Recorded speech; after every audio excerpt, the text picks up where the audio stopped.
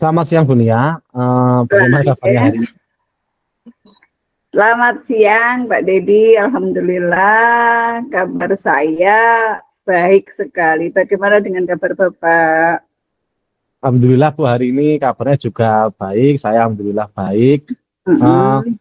Kemarin tuh saya bertemu dengan Setio ya. Terus beliau bilang itu katanya Bunia mencari saya. Kira-kira apa Bu yang bisa saya bantu sampai Bunia kemarin mencari saya itu? Nggih, leres Bapak. Saya memang mencari Pak Dedi itu untuk curhat nggih, mengenai berbagai atau beberapa masalah yang saya hadapi terkait dengan siswa saya di kelas. Dan ya gimana Oke. ya, jadi guru lama masih aja masalahnya itu di seputar itu aja. Saya merasa kayak butuh ide baru mungkin dan masukan-masukannya gitu Pak Dedi. Oh, Ibu tentu saja Bu, saya bisa membantu ya. Mungkin Ibu bisa menceritakan ke saya terkait permasalahan Ibu tadi. Saya siap menjadi pendengar yang baik untuk Ibu hari ini. Mungkin terkadang berbagi dengan teman itu bisa membuat kita lebih memahami situasi dengan lebih baik gitu ya Bu ya. Iya, Monggo ya. Bu Nia kalau istilahnya mau menceritakan permasalahan terkait siswanya, dipersilahkan. Nggih, begini Pak Dedi nggih. Di Hmm, kelas ini ya, saya itu ya. menghadapi masalah dengan beberapa siswa yang sering sekali bermain handphone saat pembelajaran itu berlangsung. Dan ini saya kira itu kayak ritual tetap mereka begitu loh ya kan, bikin jengah gitu. Ya. Sudah beberapa kali mengingatkan, menegur, mengingatkan seterusnya. Mereka itu ini histeris begitu, bahkan sempat meminta mereka untuk menyerahkan handphone pun masalah ini tetap terjadi. Nah ini mungkin ya, apakah mereka merasa, katanya sih mereka bosan, boring, tidak tertarik pada materi Ya. pelajarannya, begitu kan. Saya jadi kayak gimana, ya Allah, dalam mengajar masih aja anak-anak begini, begitu kan. Kira-kira yang harus saya lakukan itu apa ya Pak Didi ya? Saya mengerti perasaan Ibu ya, ketika kita ngajar di kelas, kemudian kita sudah di depan itu sudah menginstruksikan A, B, C, D, kemudian ternyata siswa di belakang itu malah main HP sendiri. Biasanya saya juga mengalami seperti itu Bu, yang siswanya itu main game itu ya, biasanya banyak main Iya, game, iya betul. kelas seperti itu, kemudian ya sembunyi-sembunyi mereka curi-curi untuk main game itu benar-benar perasaan yang menjengkelkan lah Bu istilahnya. Oh ya, sebelumnya saya tanya dulu, Ibunya ngajar mata pelajaran apa ya Bu ya? Saya Pancasila Pak. Oh, PKN ya, oke oke. Iya PKM Pancasila. Sebelumnya boleh saya tahu Bu ya, kira-kira apa hasil yang ingin Ibunya capai dari siswa yang tadi yang suka bermain HP sendiri di kelas saja pembelajaran ini? Dan bagaimana perubahan ideal yang Ibunya inginkan dari siswa tersebut Bu? Ya suatu kewajaran kan Pak. Misalnya saya tuh ingin siswa tersebut tuh bisa lebih fokus pada materi pelajaran gitu, dan bukan hanya main HP, handphone, udah itu aja mereka itu. Nah idealnya itu mereka bisa berinteraksi atau fokus gitu loh dengan materi, dan teman-teman mereka juga dengan lebih aktif begitu. Jadi apa ya, mindfulness lah istilahnya itu. Saya Iya pingin ya. itu begitu. Itu bagaimana ya Pak ya? Di permasalahan siswanya Bu Nia ini cukup menarik ya untuk kita bahas lebih dalam Bu ya. Eh, Oke. Kira-kira bagaimana jika kita identifikasi lebih jauh ya Bu ya? Apa yang sudah Ibu Nia coba sejauh ini untuk mengatasi permasalahan tersebut Bu? Oke. Saya pertama kali itu sudah coba menegur ya. Ya salah, ditegur dulu. Oke. Ya dengan kelembutan Pak Dedi ya. Nah sekarang kan begitu. Ya, nggak boleh fisik. Kasar gitu. Bahkan saya coba meminta ya siswa itu ya untuk menyimpan HP tolong simpen dulu lah begitu. Nanti kalau saatnya itu sudah digunakan untuk browsing, ya bisa kalian manfaatkan, tapi ini kan enggak begitu. Saya sudah berusaha meminta mereka menyimpan handphone untuk tetap bisa mindfulness pada materi selama jam pembelajaran saya di kelas. Namun meskipun awalnya mereka itu terlihat patuh, nggih, terlihat oh iya siap, terlihat patuh, ya tetap aja curi-curi gitu, main HP diam-diam. Kan rasanya saya seperti perjuangan yang tidak pernah ada hentinya gitu loh, Pak. Gimana ini? Iya, biar saya paham perasaan dunia seperti ini. Jadi ketika Nggih. kita ngajar, siswa tidak merhatikan malah main HP itu rasanya, ih gimana gitu ya, Bu ya. Gemas ya. Greget gemes itu loh. Nggih, nggih. Kemudian ketika siswa melakukan seperti itu, bermain HP dekat seperti itu, biasanya apa alasan yang mereka berikan ketika ditegur, Bu? Ya selalu sih mereka bilangnya bosen. Katanya ya kalau nggak gitu lihat jam. Kalau ada WA penting, terus ya macam-macam lah Pak, gitu. Ada aja gitu ya reasonnya mereka itu. Nah itu kadang-kadang kan mereka bahkan mengeluh nih, dibilang Pancasila terlalu sulit atau membosankan. Ya ampun, dari pendidikan Pancasila dari kecil ya, dari TK ya itu kan udah di apa, udah di inilah Pancasila udah disuruh ngapalin dan sebagainya gitu. Jadi apa ya, jadi atau mungkin memang mereka udah kelihatan bosan atau saya yang kurang parah, tidak tahu lah Pak bagaimana ini Pak. Iya, jadi alasannya biasanya siswanya bosan, terus kemudian mereka curi-curi HP, alasan dikarenakan penting Bu, atau seperti itu ya Bu? Kadang main game ya. Iya, kadang malah main game. Kemudian pada saat hal itu terjadi itu bagaimana situasi kelas saat itu Bu? Apa mungkin ada faktor atau metode pengajaran Ibu Nia yang mungkin membuat mereka bosan begitu ya? Ya kayaknya saya harus introspeksi sih Pak ya. Harus banyak melihat ke dalam diri sendiri, mulan gue bener apa urung begitu. Dan ya kayak jihad aja deh kalau udah kena HP gitu. Nah mungkin saja saya ya terlalu teoritis, banyak ceramah gitu kan. Seneng kalau sudah kasih ceramah, nah itu kadang itu saya juga overing ceramah ya berarti. Kadang-kadang ngomong tuh susah berhenti.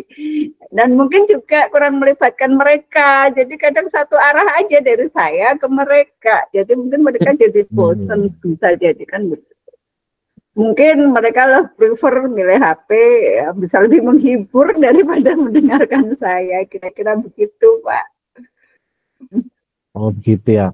Kemudian bagaimana menurut Bu Nia? Apakah siswa menggunakan HP sebagai pelarian dari kurangnya keterlibatan mereka dalam proses pembelajaran ya Bu ya? Ya, saya kira sih Pak, sebagian besar alasan mereka kan begitu. Mereka mungkin merasa lebih nyaman mencari hiburan di luar pembelajaran yang mereka anggap itu tidak menarik. Apa sih? Di PKN kadang kan begitu, anak-anak dianggap gampang, kadang begitu, kadang juga dianggap sulit kalau sudah mulai masuk teritori yang berat begitu ya. Jadi ini ya saya agak ini ya Pak ya, bagaimana ini enaknya Pak? Jadi pada awalnya itu istilahnya Bu Nia itu banyak berceramah gitu ya, istilahnya kan menjelaskan materi. Iya kebanyakan deh kayaknya ceramahnya itu mungkin ada. Ceramahnya kemudian keterlibatan siswanya istilahnya menjadi berkurang gitu ya. Khususnya kurang. Jadi bosan karena dia merasa tidak dilibatkan dalam proses pembelajaran karena lebih banyak ke satu arah Bu Nia menjelaskan, kemudian siswanya mendengarkan, akhirnya kan lama-lama bosan begitu ya Bu ya? Ya, saya kira begitu sih. Ya benar, masalah Bu Nia ini cukup menarik kita dalam lagi Bu ya. Jadi mari kita coba pikirkan langkah-langkah yang bisa kita ambil untuk menyelesaikan masalah ini. Nah, langkah apa yang bisa Bu Nia ambil untuk membuat pembelajaran itu menjadi lebih menarik dan melibatkan mereka atau siswa Bu Nia itu menjadi lebih aktif ya? Kan tadi metode belajarnya kayak saya lihat, saya rasa itu masih memang monoton ya Bu, atau kurang menarik. Jadi siswanya menjadi bosan, kemudian tadi mencuri-curi HP untuk main game. Lah ini kira-kira langkah apa yang bisa Ibu Nia ambil untuk buat pembelajaran lebih menarik dan melibatkan siswa lebih aktif seperti itu? Kira-kira apa Bu? Iya baik Pak, ini sebelum saya coba ini ya ke arah situ tuh saya coba mau sharing sedikit Pak. Jadi begini, sebelum saya ke arah situ itu memang kenapa kok latar belakang saya sering menggunakan metode ceramah itu karena saya takut itu siswa itu salah persepsi miskonsepsi ketika saya tidak menjelaskan secara detail gitu. Apalagi kalau pendidikan Pancasila itu banyak kepada falsafah kehidupan gitu. Nah itu jadi kadang itu memang saya harus sampaikan itu dengan ceramah, itu ya saya belum menemukan solusinya begitu ya. Jadi ini harus detail nih, kalau enggak takut mereka itu salah menerjemahkan maksudnya begitu, karena memang dalam sekali ya Pancasila kan sangat luas ya, bisa menyentuh ke semua lini kehidupan masyarakat gitu. Jadi saya ingin mereka itu nanti ke depannya dalam menerapkan kehidupan sehari itu tuh enggak salah ya. Cuman saya belum menemukan yang pas begitu ya tekniknya. Nah ini saya sudah mencoba nih kemarin tuh mengintegrasikan ya teknologi ya dengan kegiatan belajar, misal menggunakan kayak aplikasi-aplikasi pembelajaran di handphone begitu. Nah saya coba ya lihat YouTube lah Pak begitu. Kebiasaan. Dengan cara ini mereka tuh tetap bisa menggunakan HP, tetapi untuk tujuan pendidikan. Cuman kan skill saya masih sangat terbatas ya Pak ya, dalam penggunaan aplikasi semacam itu. Nah itu pengennya sih anak-anak tetap bisa tidak salah persepsi dengan apa yang saya maksudkan, yang saya transfer lah dari yang saya ada ke mereka begitu.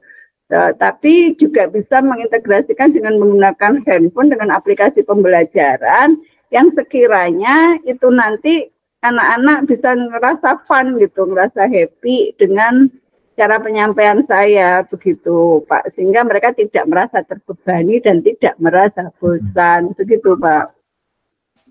Oke Bu, itu ide yang bagus menurut saya. Jadi Ibu menginginkan HP-nya itu dimanfaatkan ke arah yang lebih positif begitu kan Bu ya? Iya betul.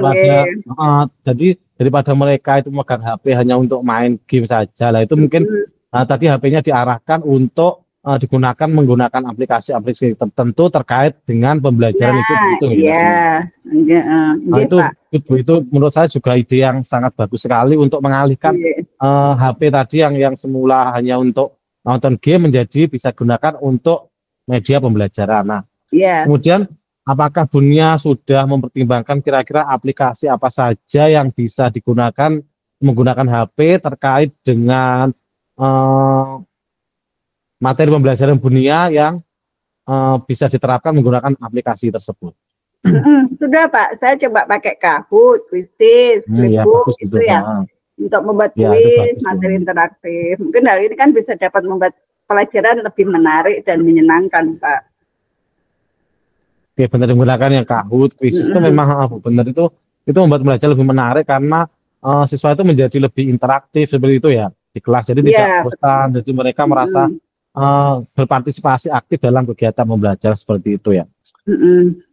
Itu menurut saya pilihan yang bagus Bunia ya, itu sudah saya lihat aplikasi yang mau digunakan itu sudah bagus, bisa membuat siswa menjadi lebih interaktif. Kemudian bagaimana Bunia akan memantau dampaknya terhadap keterlibatan siswa Bu? Saya akan mengenakan evaluasi mingguan untuk melihat apakah siswa lebih fokus dan apa metode ini dapat membantu mereka lebih terlibat dalam kegiatan pembelajaran. Saya juga akan meminta umpan balik nih dari siswa untuk memahami apakah mereka merasa menjadi lebih tertarik dan lebih terlibat dalam kegiatan pembelajaran saya, Pak. Oke, bagus Bu, itu ide yang bagus ya. Jadi kita terapkan dulu, kemudian kita evaluasi. Nah, kita bisa membahas hasilnya setelah Bunia menerapkan tadi itu mungkin minggu depan setelah diterapkan beberapa kali, kita bisa coba bahas lagi apakah ide-ide tadi itu sudah bisa diterapkan dengan baik, dan mungkin jika ada hambatan jangan ragu Bunia untuk berdiskusi kembali dengan saya. Siap. Iya, ini adalah proses yang istilahnya memerlukan penyesuaian Bu, jadi mungkin tidak hanya sekali diterapkan langsung berhasil, enggak, jadi ini perlu evaluasi secara berkelanjutan ini seperti itu Bu. Ya Bapak. Kemudian sekarang setelah kita berdiskusi terkait masa tersebut, bagaimana perasaan Bunia setelah kita berdiskusi mengenai beberapa langkah-langkah penyelesaian tadi Bu? Saya merasa sangat optimis ya atas langkah-langkah ini, dan saya yakin nih ini akan bisa membuat siswa lebih interaktif dalam menggunakan HP dalam segi positifnya. Terima kasih Pak Didi ya telah menjadi pendengar yang baik bagi saya. Ya Bu, sama-sama Bu. Jika lain kali ada masalah yang mungkin ingin dibicarakan lagi, jangan sungkan-sungkan menemui saya ya Bu ya. Kita bisa Ya, terus bekerja sama untuk menciptakan lingkungan belajar yang lebih baik ya Bu ya. oke, Seperti itu Bu ya siap. Bu ya. Siap Pak Dede, terima kasih. Saya akan mencoba segera menerapkan ide ini. Terima kasih sekali atas dukungan dan bimbingan Bapak. Oke, sama-sama Bu. Semoga berhasil ya.